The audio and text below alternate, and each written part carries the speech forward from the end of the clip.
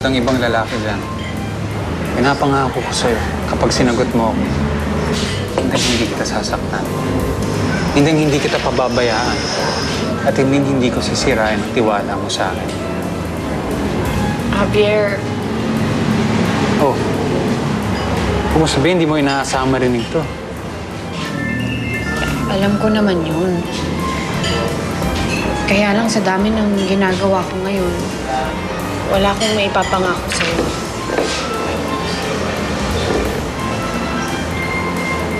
Hindi man kita minamadali.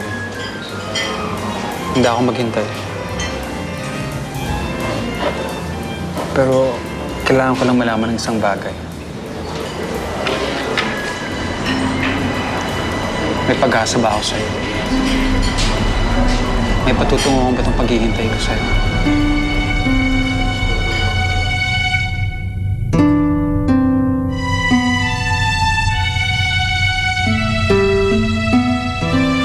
Mabuti na lang hindi ka nahuli ng mga tauhan ni Louie. Nay, anong gagawin natin? Hindi naman natin pwede pabayaan lang si Ninong doon. Nakita niyo na kung anong mga pinaggagawa sa kanya. Baka patayin nila si Kuya Florentino. Sana sabihin na lang niya na si Makmak ang testigo. Nay, hindi naman po pwede yun. Dahil yun na lang natanging dahilan kung bakit hanggang ngayon hindi pa nila pinapatay si Ninong.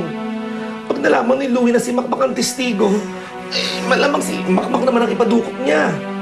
Kasi naman binuksan-buksan niyo pa yung kaso ni Martin. Sana hinayaan niyo na lang muna siya doon. Sino yung tatawagin mo? Si Captain Rodriguez, manghingi ako ng tulong. Wag! Ano ka ba? Masyadong delikado.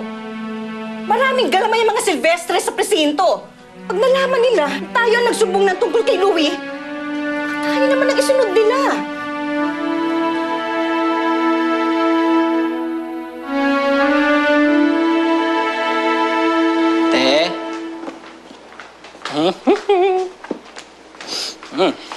Parang bagong pitas. For you. Leilani, thank you for giving me this chance. Javier. Bakit ka ba nakikibasa dyan? Bakit ba? Ano yan? Ano yan? Saan galing yan? Saan galing yan, ate? Nagpaalam si Javier kung pwede niya akong ligawan. Ayos yun, ah. Pwedeng-pwede, ate. Ikaw talaga? Anong sabi mo, ate? Eh di, pumayag ako. Pareho naman kaming single. At hindi rin naman mahirap magustuhan ng isang katulad ni Javier. Alam niyo yung ligaw-ligaw na yan, ubos sa oras yan. Pampatagal. Di na uso yun. Eh kung gusto niya naman yung isa't isa, diba? Di, sagot agad. Walang masama sa paghihintay, Hans. Ako, bago ako makipagrelasyon, gusto ko makilala muna namin ng isa't isa. Gusto ko masigurado na mapagkakatiwalaan siya. Ayaw kong magkamali ulit. Ate, sigurado ako hindi ka sasaktan ni Kuya Javier. Sagutin mo na. Talaga si ate pakipot, oh. Halika na, Hans. Unang tayo. Nga, magsama kayong dalawang pakipot. Sa totoo lang, bagay talaga kayo ni Kuya Javier. Noon pa ako boto sa kanya. Ewan ko lang kung bakit ngayon ka lang yung niligawan. Pero sana, huwag mo siyang gamitin para makalimutan si Martin. Sige na, mag-ayos pa ako ng mga gamit. Makakalabas na daw si Wesley bukas. Sige, mauna na ako, ha? Sige.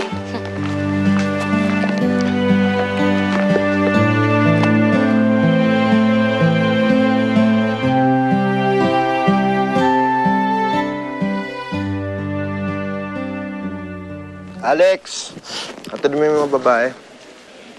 Thank you, ah.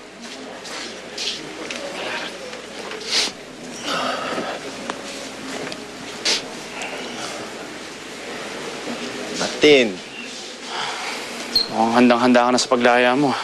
tumawag na sa akin si Daddy. Papunta na daw sila attorney sa korte para kunin yung mga release paper ko.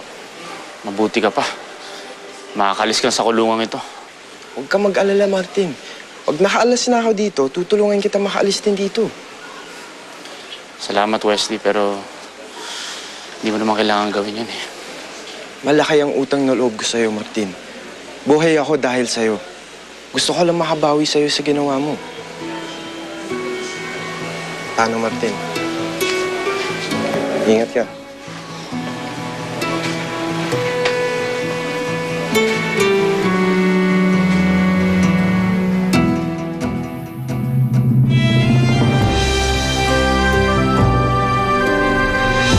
last season, nasaksihan ko